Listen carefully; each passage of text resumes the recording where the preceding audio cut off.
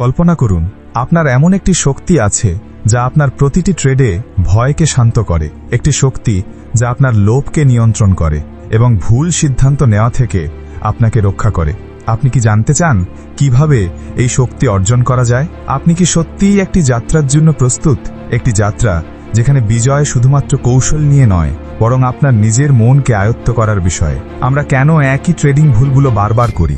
এমনকি যখন আমরা আরও ভালো জানি তখনও আমাদের কৌশল ভেস্তে যায়। কেন একটি ছোট ক্ষতি আমাদেরকে আরও বড় অযৌক্তিক সিদ্ধান্ত নিতে বাধ্য করে? কেন চার্ট পরিষ্কার থাকা সত্ত্বেও আমাদের হাত কাঁপে? কেন লাভের সম্ভাবনা থাকা সত্ত্বেও আমরা ভয়ের কারণে দ্রুত বেরিয়ে আসি? আপনার কি মনে হয়েছে যে লোকসানের সময় আমরা আসলে আরও বেশিক্ষণ ধরে রাখতে সক্ষম হতে পারি, কিন্তু ভয়ে নিয়ন্ত্রণ নিয়ে নেয়? এগুলো কি কেবলই অভ্যাস, নাকি এটা আমাদের মস্তিষ্কের একটি স্বাভাবিক প্রতিক্রিয়া?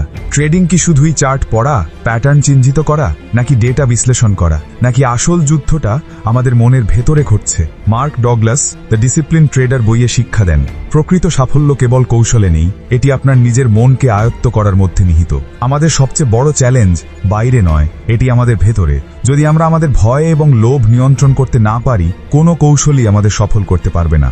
বাজারের ওঠানামার সাথে যুদ্ধ করার আগে আমাদের ভেতরের যুদ্ধে জিততে হবে। যতক্ষণ না আমরা আমাদের আশা, হতাশা, লোভ এবং ভয়কে সামলাতে পারছি, কোনো সিস্টেম বা কৌশল আমাদের ধারাবাহিকভাবে সফল করবে না। শৃঙ্খলা বাধ্যবাধকতা নিয়ে নয়, শৃঙ্খলা হলো নিজের ওপর সম্পূর্ণ বিশ্বাস রাখা। এই বিশ্বাস আপনাকে আপনার সিদ্ধান্তে অবিচল রাখবে। শৃঙ্খলা হলো স্বাধীনতা, আপনার আবেগের কারাগারে বন্দী হওয়া থেকে মুক্তি। মার্ক ডগলাস বলেন, ট্রেডিংয়ে সবচেয়ে বড় শত্রু হলো আমাদের নিজেদের মন। যখন অর্থ ঝুঁকিতে থাকে তখন যুক্তিসঙ্গত চিন্তা বন্ধ হয়ে যায়। এমনকি একটি ছোট লাভও ভয় জাগাতে পারে। আমি কি এই লাভটা নিই? তাহলে কি সব চলে যাবে? একটি ক্ষতি আমাদেরকে স্তব্ধ করে দিতে পারে, এই আশায় যে ভাগ্য পরিবর্তন হবে। অনেক ট্রেডার এই আবেগপূর্ণ যাত্রায় আটকে যান। এটি ট্রেডিংয়ের সবচেয়ে বিপজ্জনক মানসিক চক্র।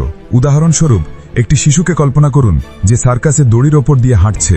প্রতিটি পদক্ষেপে ভয় জন্ম নেয়। মস্তিষ্ক বারবার বলে, থামো, ফিরে যাও, তুমি পড়ে যাবে। কিন্তু শিশুটি যদি ভয় কাটিয়ে তার ভারসাম্যকে বিশ্বাস করতে পারে, তবে সে ধীরে ধীরে দড়ির ওপর হাঁটতে শেখে। ট্রেডিংও একই রকম। প্রতিটি ট্রেড একটি নতুন দড়ি, প্রতিটি ট্রেড ভয়ের সাথে একটি মোকাবিলা। ভয়ের মোকাবিলা করার জন্য ধৈর্যের প্রয়োজন এবং এগিয়ে যাওয়ার আত্মবিশ্বাস। আসল খেলোয়াড় সেই যে যুক্তি দিয়ে এগিয়ে চলে, তার সিস্টেম অনুযায়ী।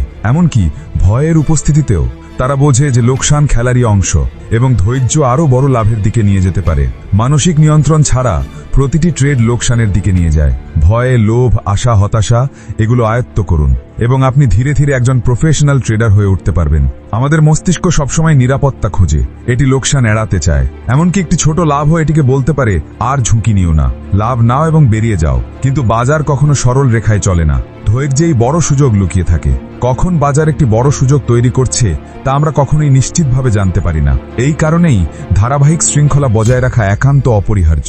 পরের বার যখন আপনি ট্রেডিং স্ক্রিনের সামনে বসবেন, মনে রাখবেন, আসল যুদ্ধ বাজারের সাথে নয়, এটি আপনার নিজের মনের সাথে। যারা এই ভেতরের যুদ্ধে জেতে তারাই প্রকৃত ট্রেডার। সাফল্য শুধু অর্থ নয়, এটি আপনার নিজের দুর্বলতা জয় করা। আপনার ভয়, লোভ এবং হতাশাকে নিয়ন্ত্রণ করুন এবং আপনি যে কোনো ট্রেডে শান্ত থাকতে পারবেন। নিজেকে বিশ্বাস করুন, ধৈর্যের সাথে ট্রেড করুন এবং ভেতরের সত্যিকারের বিজয় খুঁজে নিন।